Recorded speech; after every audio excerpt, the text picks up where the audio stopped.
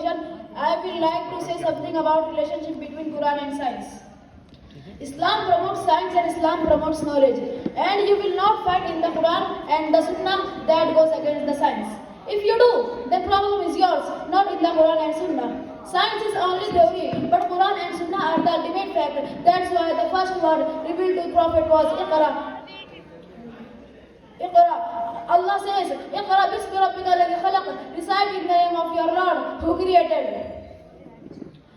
Based on this Quranic verse, Allah subhanahu wa ta'ala exhorts Muslims to observe and study the universe in order to find some of his signs. For that reason, many verses of the Noble Quran invite Muslims to study nature and seek knowledge. Indeed, the Quran, which can be revealed 14 centuries ago and mentioned scientific fact only recently discovered. There are just some of many scientific facts found in the Quran.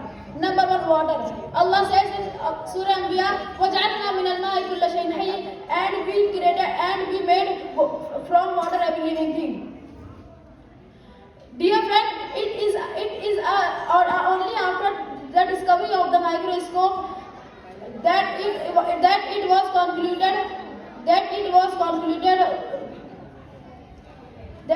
concluded mostly of living things are consist of for water.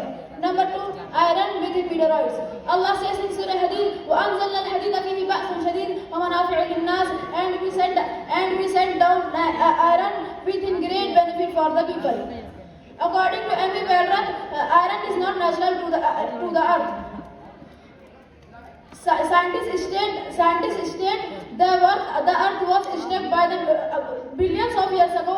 The earth was struck by the meteoroids. It was within these meteoroids iron was present, and iron available in earth.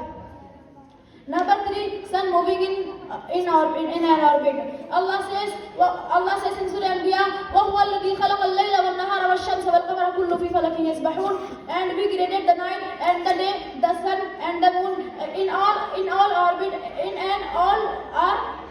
an orbit moving. And I conclude here, may Allah grant us to perfect understanding. Wa akhiru da'wana alhamdulillahi rabbil alamin. Wassalamu alaikum.